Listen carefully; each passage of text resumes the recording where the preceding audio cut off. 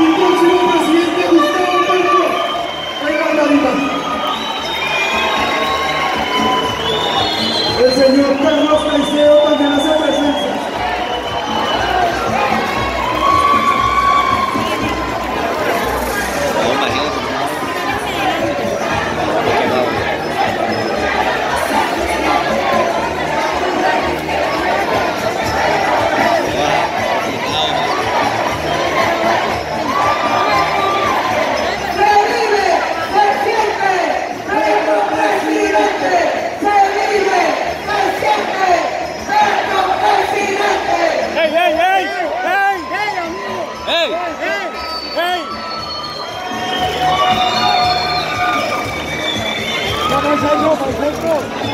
¡Petro! ¡Bravo, Gustavo!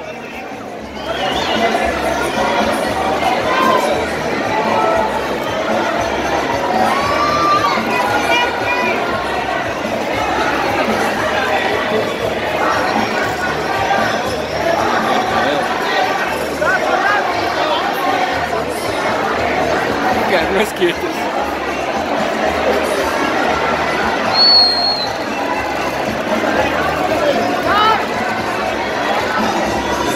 Celular, celular, hermano. Celular.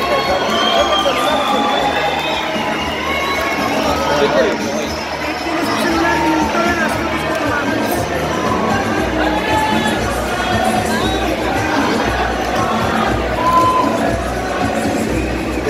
Quedamos quietos.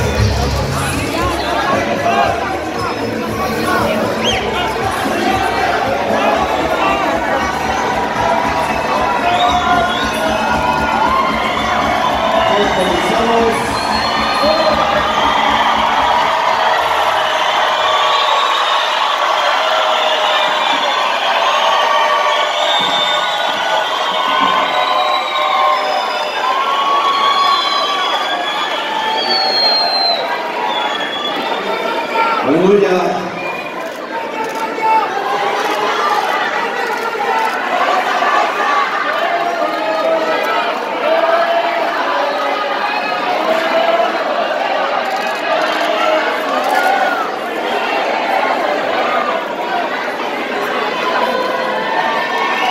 Bien, ha culminado una etapa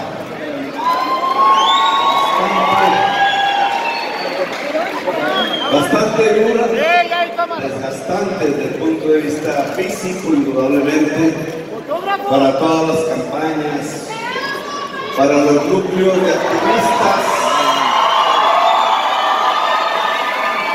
que en las diferentes campañas se lanzaron en estos 2 meses, algunos 3 meses con la consulta. Hoy llega a su final con unos resultados concretos, coinciden donde la registraduría con los datos de la auditoría que el movimiento puso. Ya algunos de los candidatos han hablado hasta este momento. Tenemos unos datos sobre los cuales tenemos que partir para la siguiente etapa. Matemáticamente hay un hecho: la ventaja que Duque y sus aliados tomó sobre nosotros ha disminuido completamente en 10 puntos porcentuales. En muchos de los escenarios de análisis siempre se decía que éramos nosotros los que teníamos un techo. Resulta que es al revés. Este tipo de fuerzas que se aglutinan alrededor de la candidatura que hoy compite ya para la segunda vuelta, donde está Ordóñez, donde está Uribe, donde está Duque, obviamente, parece tener un techo. Parece tener un techo, y en cambio somos nosotros, las fuerzas libres de la ciudadanía, las que no parecen tener techo. Vamos avanzando con paso firme, constante, siempre adelante. Pueden ustedes tener la certeza que vamos a vencer. Que se puede cambiar.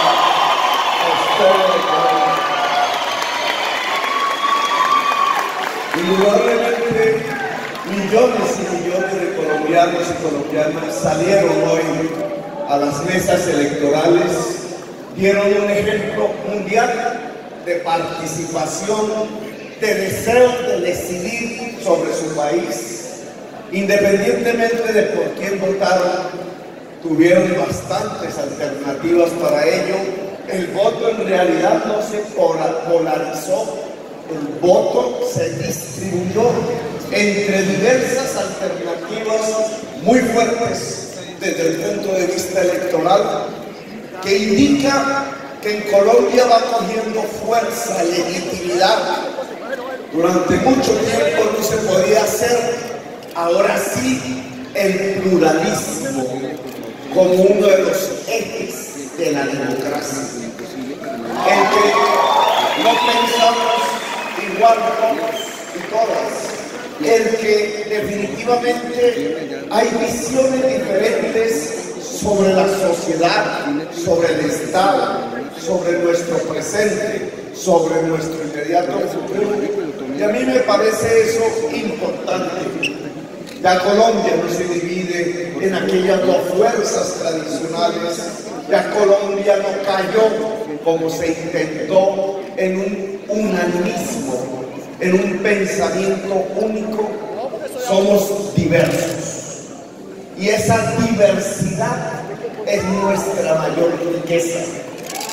Tenemos que reconocerla. Y el segundo eje que me parece fundamental de los resultados que acabamos de escuchar, ver, de sentir, porque estos resultados se sienten en la piel, se sienten en el corazón. No son simples matemáticas frías. Todos los 19 millones de colombianos y colombianas han sentido los datos, algunos con tristeza, otros con mucha alegría, otros con dudas, pero las elecciones son eso, son pasión, pero también tienen que ser razón. ¿Qué es lo que queremos hacer de nuestro país? ¿Hacia dónde es que queremos llevar de verdad a Colombia? Quienes ya tenemos algunos años, ¿hacia dónde con responsabilidad queremos llevar a nuestra niñez? ¿Qué país es el que queremos entregarle a ellos y a ellas, nuestros niños, nuestras niñas? 19 millones de colombianos y colombianas escogieron caminos diversos. Hoy solo quedan dos. Esas son las reglas de la Constitución del 91 que nosotros hicimos, que nosotros respetamos.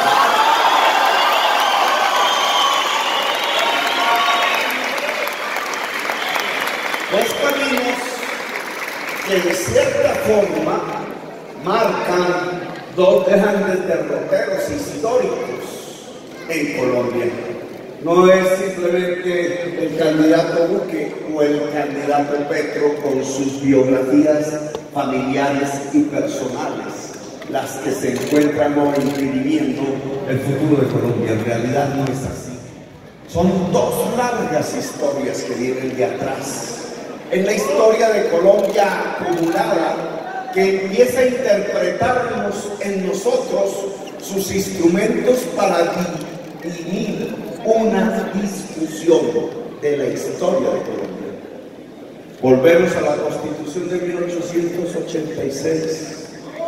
Volvemos a pensar que es sobre la base de eliminar derechos, libertades, justicia, que podemos realmente solucionar los problemas que aquejan hoy a la sociedad colombiana.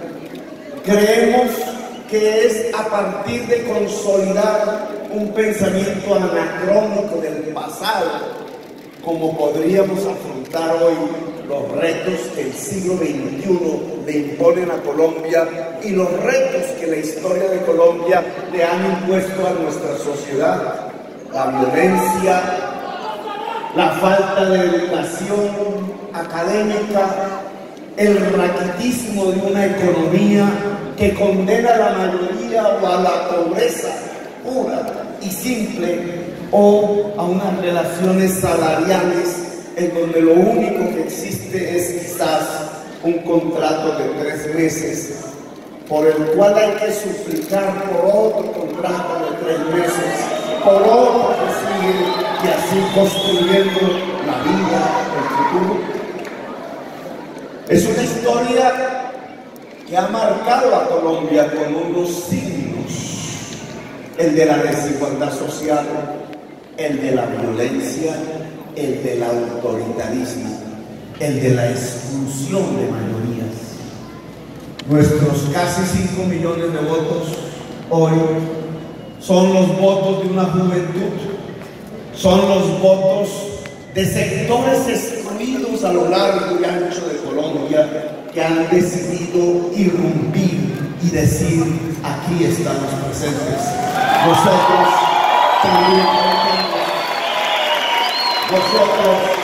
también queremos decidir sobre Colombia. 5 millones que aún no son suficientes. 5 millones que nos acompañaron a defender unas tesis que vamos a mantener. La tesis de construir una sociedad equitativa en términos de hacer crecer la clase media colombiana. La clase media colombiana como un estilo de vida en donde se tiene lo suficiente para la dignidad, donde no se tiene el exceso y se permite de todas maneras vivir bien, gozar de la vida, tener un mejor vivir. Una clase media que en lugar de ser la minoritaria de hoy en Colombia, debería ser prácticamente la mayoritaria y quizás cubrir la totalidad de la población colombiana. Cuando hemos hablado de superar la pobreza, y lo he repetido una y otra vez en la plaza pública, no estamos hablando de cómo se empobrece a los ricos. Estamos hablando de cómo se enriquece a la gente pobre en Colombia. Y esa riqueza nace de un factor fundamental, por ejemplo, que hoy debería ser un puente político en medio de la diversidad. Ese puente sería la educación. Lo hemos dicho una y otra vez, pero hay que profundizarlo. Cuando la educación es un factor de enriquecimiento y hace, entre otras circunstancias, que una persona en carencia económica pueda con su familia enriquecerse, no se le quita la educación a otro. La educación no es algo que se quita de unas personas para distribuir en otras. El estilo del pensamiento y del saber humano permite que mientras va creciendo el conocimiento en cabeza de una persona, también lo puede hacer en la cabeza de otros, de millones de mujeres, de hombres, de toda la sociedad. Eso es lo que nosotros llamamos una sociedad del conocimiento. Cuando le hemos propuesto a Colombia un sistema de educación superior público y gratuito con cobertura territorial, saltar hacia las jornadas únicas y construir en la base de la niñez un sistema de cuidado profesional para que no muera ni un solo niño de hambre en la Colombia humana. No estamos proponiendo este salto en la calidad de la educación, del saber, del conocimiento y del cerebro humano, quitándole estos recursos recursos a una parte de la población que hoy los tiene para distribuirlos en otros. Así no es, no se puede hacer así. Lo que estamos haciendo es generalizar la educación. Lo que estamos proponiendo es democratizar el saber, el conocimiento, el arte, la cultura y el conjunto de la sociedad. Ese es el camino de enriquecer pobres que hoy carecen en la mayoría de la juventud colombiana de esa oportunidad de acceder a la frontera del saber humano. Un tema como estos, definido así en la campaña, defendido y hoy legitimado por 5 millones de votantes, es uno de los instrumentos que nos permite decir: podemos lograr en la Colombia humana que la sociedad colombiana, siendo hoy la más desigual del mundo, pueda ser una sociedad de clase media, es decir, una sociedad que brinde oportunidades a la totalidad de la población.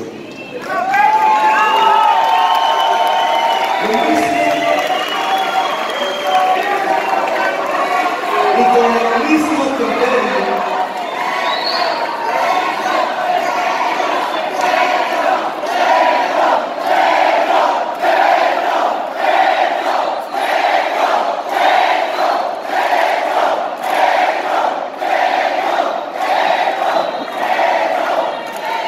con el mismo criterio, hemos hablado de otros temas en esta campaña. La necesidad de pasar de una economía puramente extractivista a una productiva. ¿Por qué? Porque estamos hablando que una economía productiva centrada en la agricultura y en la industria, en el turismo y los servicios concomitantes, se generan millones de puestos de trabajo. En cambio, en una economía extractivista se matan millones de puestos de trabajo. Si queremos una sociedad de clase media, tiene que existir en su base la posibilidad de un enriquecimiento a partir del trabajo. Y el trabajo no se puede encontrar con calidad y dignidad si no es en una economía productiva, si no es fortaleciendo la agricultura colombiana, si no es fortaleciendo el proceso de industrialización de Colombia. Y aquí se han suscitado una serie de miedos que hay que comenzar a quitar, a correr, a desentrañar para que la sociedad toda pueda entender perfectamente qué es lo que nos proponemos. Un miedo de ellos consiste en confundir que cuando hablamos de democratizar, de construir una clase media poderosa en el campo colombiano, sustentada en el actual campesinado, los pequeños y medianos industriales, o en la ciudad a partir de esta sociedad del conocimiento con democratización del crédito y por tanto de una banca pública poderosa, entonces se cree que estamos estatizando la economía, que lo que proponemos es expropiar, dicen nuestros contradictores y generan ese temor, o que lo que nos estamos proponiendo, que nunca jamás en nuestra existencia defendimos, es que el Estado se quede con los medios de producción y con las cosas y los bienes de la gente. Eso es una mentira. Esa es una cadena de engaño que está oscureciendo nuestro objetivo central, y es bueno que la sociedad colombiana lo pueda entender a claridad. Cuando se entregan tierras al campesino, cuando se le entrega un crédito barato a aquel que recibe por usura un crédito del narcotráfico llamado hoy gota a gota, cuando se entrega conocimiento y saber a partir de la escuela, a partir de la universidad pública y gratuita, no se está estatizando, sino que se le está entregando a la gente las condiciones para poder trabajar por su propia iniciativa privada. Es decir, que lo que nos estamos proponiendo no es quitarle la iniciativa privada a la gente. Hoy no tienen 5 grandes empresarios en Colombia, sino es entregarle esa iniciativa privada a millones y millones de colombianos que hoy no pueden superar sus condiciones económicas simplemente porque no les permiten trabajar, porque no les permiten la iniciativa privada. Y este tiene que ser un eje entonces de nuestro siguiente paso. Poder decirle a Colombia entera que lo que propone la Colombia Humana es lograr que millones y millones de colombianos tengan la capacidad objetiva de tener una iniciativa privada que le permita un buen vivir tanto en el campo como en la ciudad. Y hay otro eje de temores suscitados en esta campaña que me parece también conveniente aclarar en el siguiente paso que vamos a dar. Temen las personas que no congenian con nosotros, que están en otro tipo de formaciones políticas, el que si llegásemos al gobierno pudiésemos utilizar el gobierno en una forma autoritaria, quitándole sus derechos y sus libertades. Creen algunas personas que construiríamos en este país algo parecido a lo que ya está sucediendo en Venezuela o en Brasil, del que pocos hablan. Es decir, caminos dictatoriales que quitan la libertad, la democracia y los derechos de la gente. Olvidan las personas que así piensan que nosotros hicimos la Constitución de 1991. Que contrario a esa tendencia política que existe hoy con relativa fuerza en el país, que nos quiere devolver a la Constitución de 1886 y sus anacronismos autoritarios, nosotros lo que queremos es profundizar y aplicar la Constitución de 1991, es decir, construir un Estado social de derecho que de derechos y libertades para toda la sociedad en su diversidad. No es de nosotros, si gobernamos a Colombia, de donde se pueda esperar que alguien, cualquiera que haya sido su estatus económico o político, vaya a ser perseguido por el Estado o por el gobierno colombiano solamente porque no piensa igual que nosotros o porque ejerce su legítimo derecho a la oposición. En el gobierno de la Colombia Humana no utilizaremos los instrumentos de vigilancia financiera para vigilar a nuestros opositores.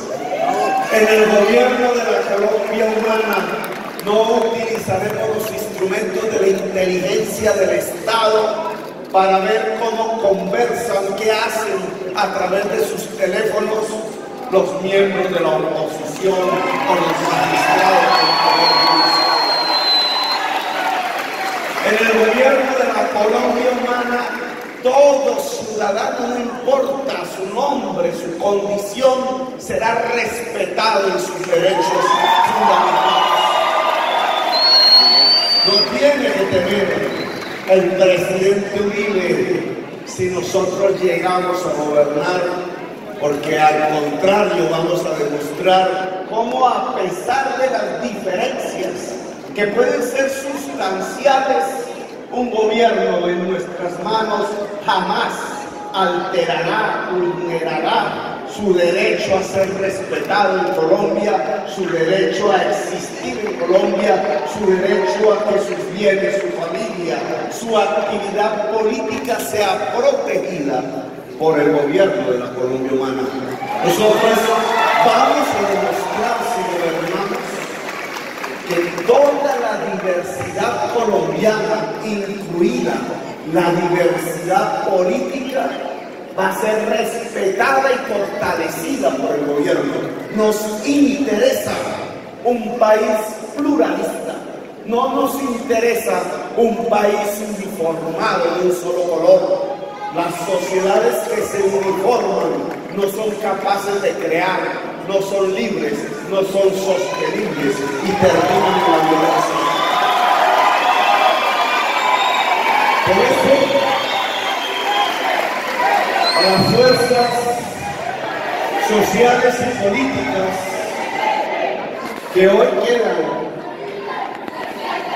no fuera del camino porque van a continuar con su actividad,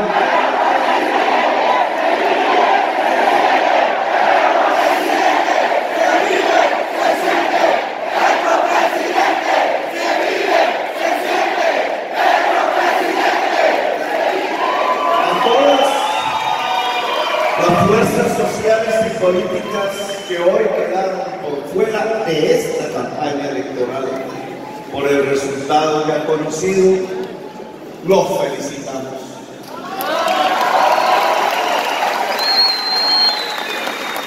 He valorado el esfuerzo que hizo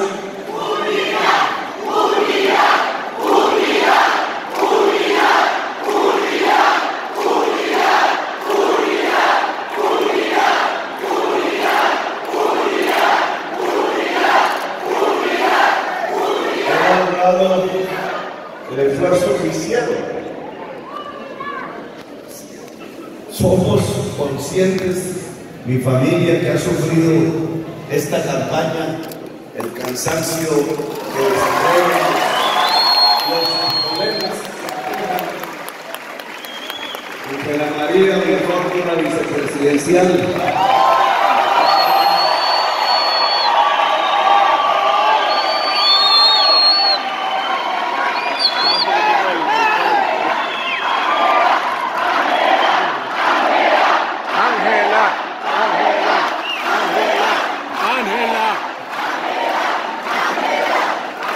Ya también han recorrido buena parte del país, los debates, etcétera, las afugias.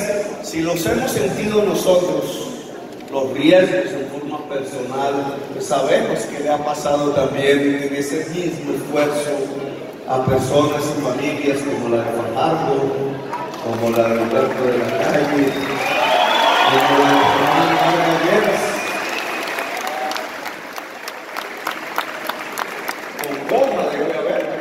Los que hemos vivido también la derrota sabemos qué pasa. Al final no son derrotas. En alguna ocasión pude hablar con Germán en alguno de esos debates y él me decía cosas de su circunstancia personal.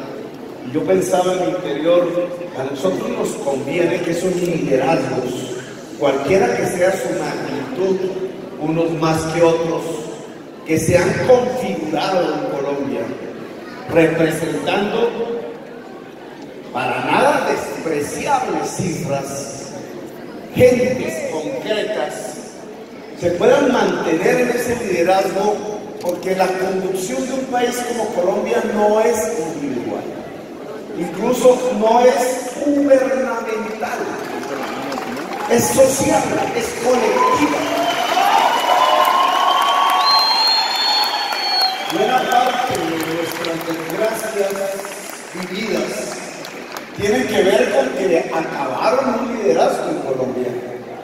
Lo aplastaron de todos los colores, los mejores, yo pienso, hace unas décadas. A mí sí me gustaría tener vivo, obviamente, aquí ayudando en Colombia a un Álvaro Gómez que escuchaba yo de pequeño en mi televisor de blanco y negro, o a un Galán, ¿cómo no? O a un Pizarro, y de ahí vamos a campaña, la vuelta congresista de Colombia, a tanta gente. ¿Cómo nosotros pensaríamos en que esa generación de gentes jóvenes en su etapa de primavera, como decía Pizarro, que aniquilaron, no deberían ser importantes hoy si estuvieran vivos. La historia de Colombia sería diferente. Y eso nos lleva a pensar en este nuevo tipo de liderazgos que aparecen en Colombia. Un señor como Germán Vargas Lleras, a pesar de la distancia política e ideológica que tenemos, merece la pena que mantenga liderazgos en el país. Lo mismo que el uribismo. A mí no me gustaría que desapareciera esa facción política con lo que representa, porque es que hay que hablar con ellos de temas concretos si queremos, por ejemplo, que la paz sea en Colombia, si queremos una era de paz. A mí para nada me parece que deba desaparecer del escenario nacional un liderazgo que se forjó. Yo hubiera esperado muchísimos votos, muchos más por él, el de Humberto de la Calle.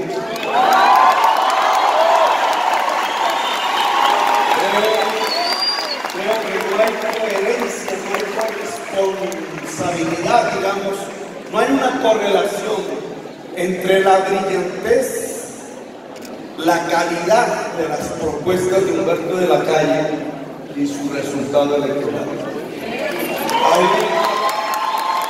Algo pasa que no está tan bien, algo que tiene que ver, en cierta forma, en que aún no nos acostumbramos a votar por la calidad de la propuesta, sino que aún nos dejamos llevar un poco por las sutilidades del momento.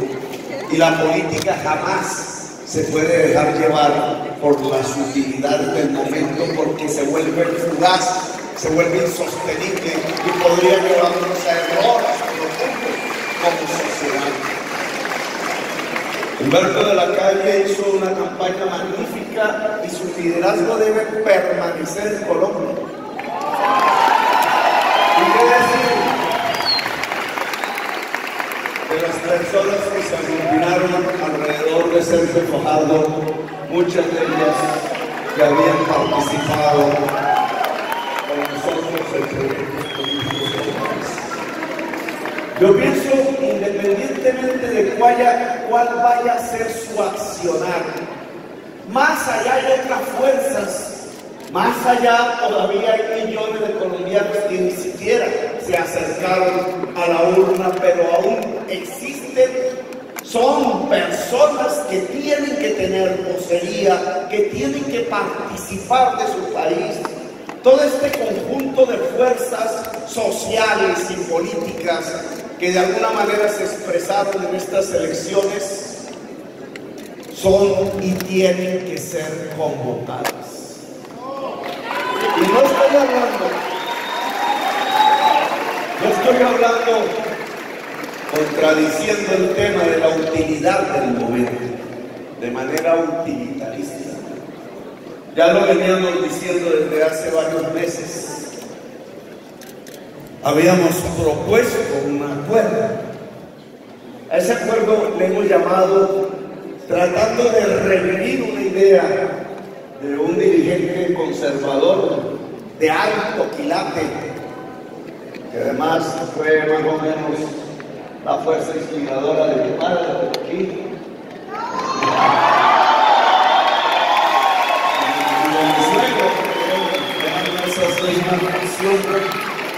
Álvaro Gómez Hurtado. Yo no conocí a Álvaro Gómez Hurtado, al final hablamos mucho. Y estando fuera del país recibí la noticia de su asesinato. Y sé de la distancia que teníamos en muchas materias. Él era copresidente de la Asamblea Constituyente del 91 y de las cercanías en otros temas. Pero hay algo que me parece que dejó como una heredad, como una herencia y que nosotros debemos recoger. Él dijo: hay que hacer un acuerdo sobre lo fundamental. Incluso recuerdo su gesto cuando hablaba de eso. Siempre se metía la mano en el bolsillo como para sacar un billete Y decía, ¿y cuánto vale la reforma agraria? Porque él pensaba que la reforma de la tierra en Colombia era parte de ese acuerdo sobre lo fundamental y que había que financiarla. Hoy no es necesario acaso un acuerdo sobre lo fundamental en Colombia. Veamos, lo que está delante de nosotros en los próximos 15 días, y vamos a decidirlo en las urnas de nuevo, es si Colombia vuelve a la violencia o si Colombia construye una era de paz. Podría tener yo, como persona, caprichos de tipo intelectual alrededor de temas muy concretos, muy focales, pero esto es un tema grueso de la sociedad que pasa por encima incluso de nuestros caprichos intelectuales. O Colombia vuelve a la violencia, o Colombia construye una era de paz. Eso se define en las urnas. Me escapé un tanto de las discusiones del plebiscito de Santos y expresé públicamente mis dudas al respecto, pero hoy no es un acuerdo de paz con la FARC lo que se está dirimiendo en Colombia. Hoy es más allá el tema. Se está dirimiendo si Colombia es capaz definitivamente de acabar con todas sus violencias y no dejar generar nuevas violencias. Es decir, construir una era de paz, o si Colombia, como lo ha hecho en los últimos 2 siglos, vuelve y juega y vuelve a construir los instrumentos de las viejas y de las nuevas violencias. Eso es lo que vamos a discutir en estas urnas. Dentro de 15 días, ¿volvemos a la violencia o construimos la paz? Nosotros estamos y le apostamos a fondo, sin jugar, sin ponernos a jugar con fuego, por una era de paz para Colombia. Por tanto,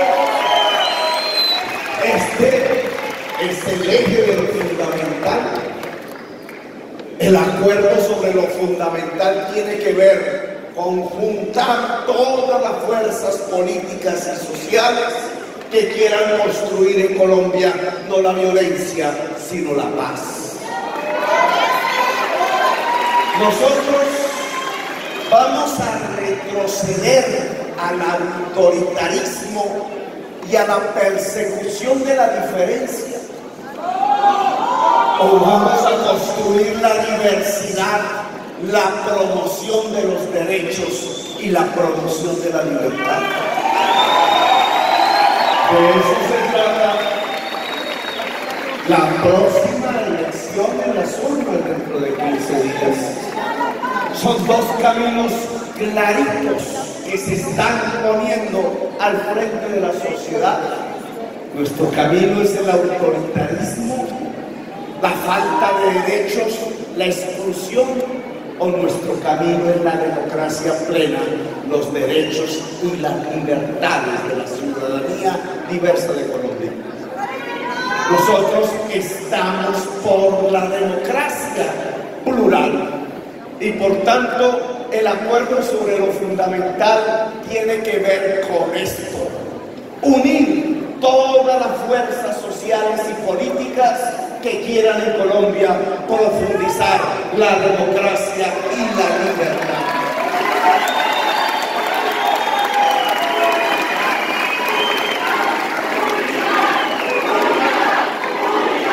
Y eso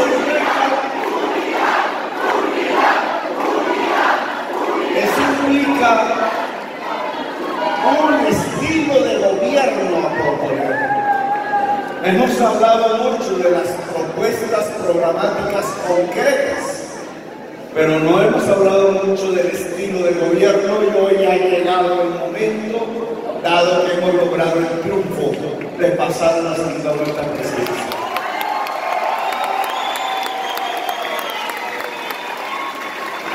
El estilo de gobierno que yo propongo es el pluralismo.